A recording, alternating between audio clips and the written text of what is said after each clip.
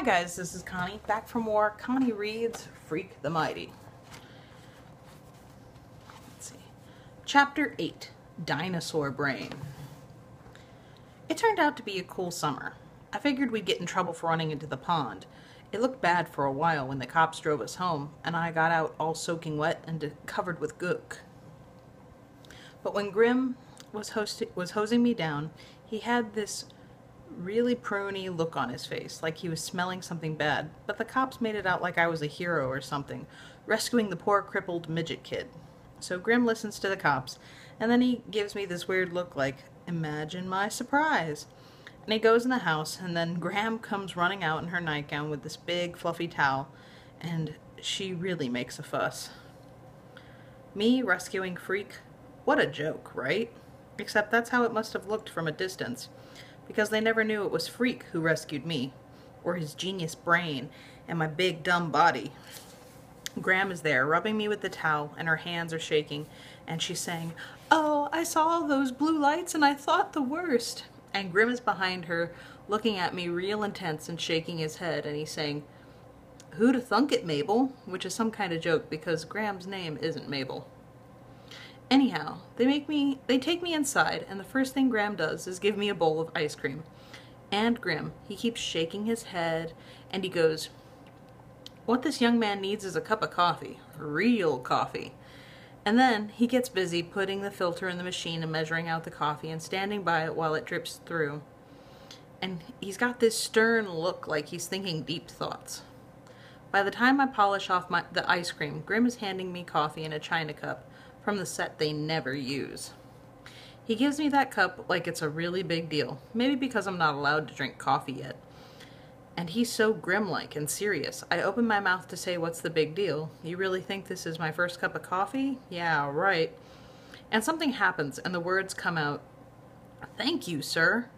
And it's like I'm possessed or something. I've had no idea where the things I'm saying are coming from or why. I go, "Thanks for the towel, Graham. And the ice cream.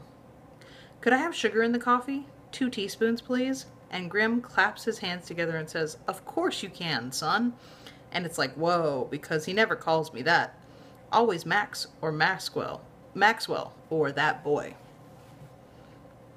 Next thing, he's clearing his throat and coughing into his fist as Graham is looking at the two of us, and she gets this Graham-like glow, like this is how it's supposed to be. The way things always happen on the Wonder Years. With the family getting all gooey and sentimental about some numb thing the bratty kid did while he's having all his wonderful years or whatever. Graham says, "I want you to promise me something, Maxwell dear. Promise me you'll keep away from the hoodlum boy and his awful friends. Nobody got hurt this time, but I shudder to think what might have happened." And Grim, bless his pointed little head, he goes, "Maxwell can handle himself, can't you, Max?" "Right, Max, not son," which is okay by me. "I can run," I say to Graham. "I see Tony D. That's what I'll do." "Good boy," Graham says.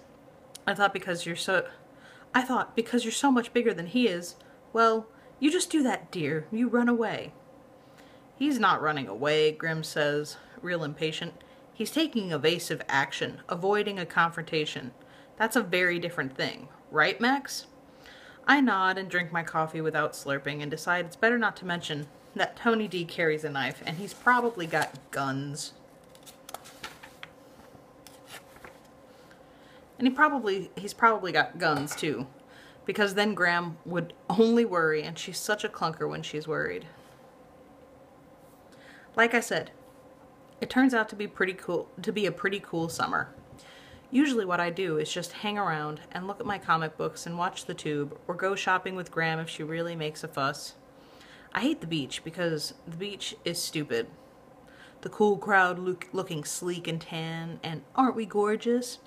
And because if you saw me lying on a blanket, you'd go, "Hey, why is that albino walrus wearing sunglasses?" So mostly I just vegetate in the basement and pick my navel. To quote Grim, Mr. Bellybutton Lint himself. Freak changes all that. Each and every morning, the little dude humps himself over and he bangs on the bulkhead. Wonka, wonka, wonka. He may be small, but he sure is noisy. Get out of bed, you lazy beast. There are fair maidens to rescue, dragons to slay, which is what he says every single morning. Exactly the same thing until it's like he's this alarm clock, and as soon as I hear the wonka wonka wonka of him beating the bulkhead, I know what's coming next. Fair maidens and dragons, and Freak with that wake up the world grin of his going, hurry up with the cereal. How can you eat that much, you big ox? Come on, let's do something. He's so full of ever-ready energy, you can practically hear his brain humming. And he never can sit still. Ants in the pants, I say one morning, when he's ready to yank the cereal off the table. He's in such a hurry to do something. And he goes, what? And I go, you must have ants in your pants. And he gets this funny look and he goes, that's what the fair Gwen always says. Did she tell you to say that? And I shake my head and finish the cereal real slow. And Freak goes, for your information, there are 2,247 known species of Hypotermium insects, Latin name Formicaidae, and none of them are in my pants. Which cracks me up, even though I don't understand a word he's saying. I propose a quest, he says. We shall journey to the far east and see what lies there. By now I know what a quest is, because Freak has explained the whole deal. How it started with King Arthur trying to keep all his knights busy by making them do things that proved how strong and brave and smart they are. Or sometimes how totally numb. Because how else can you explain dudes running around inside big clunky tin cans and praying all the time? Which I don't mention to Freak because he's very sensitive about knights and quests and secret meanings. Like how a dragon isn't really just a big slimy fire-breathing monster, it's a symbol of nature or something. A dragon is fear of the natural world, Freak says. An archetype of the unknown. I go, what's an archetype? And Freak sighs and shakes his head and reaches into his knapsack for his dictionary. This is true, he really does keep a dictionary in his knapsack. It's his favorite book, and he pulls it out like Arnold Schwarzenegger pulling out a machine gun or something.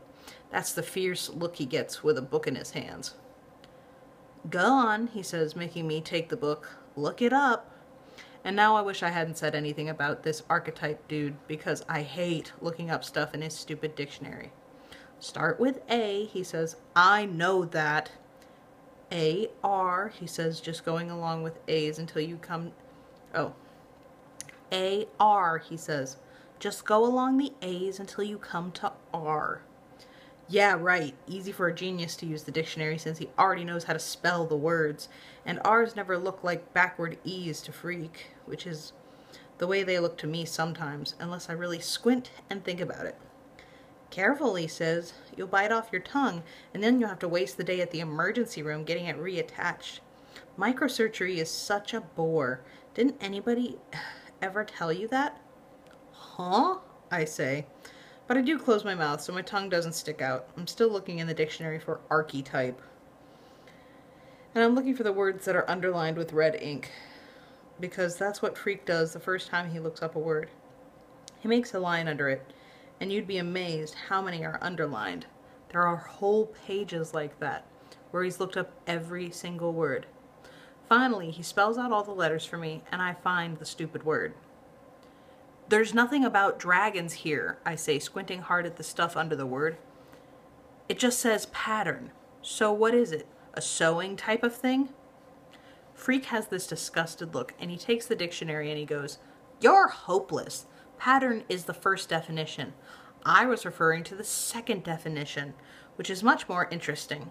A universal symbol or idea in the psyche expressed in dreams or dreamlike images." Like that helps, right? I'm getting bored with the dictionary, so I pretend to understand, and Freak finally gives up and he shakes his head and goes, "I don't know why I bother. Dinosaurs had brains the size of peanuts, and they ruled the earth for 100 million years. And that's the end of chapter 8. Be careful with that and enjoy, please and thank you, and I will see you in the next chapter.